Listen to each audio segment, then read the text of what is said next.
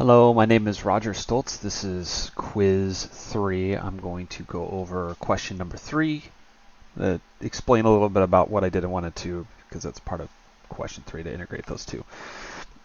So first we want to look at 3, and I've defined cube of straight xmb to return cube of z.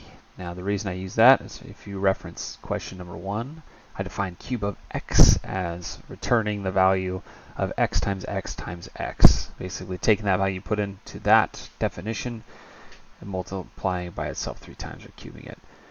And if you look down here, number 2, I've defined straight xmb as returning mx m times x plus b, and then I'm actually assigning a variable z to that solution.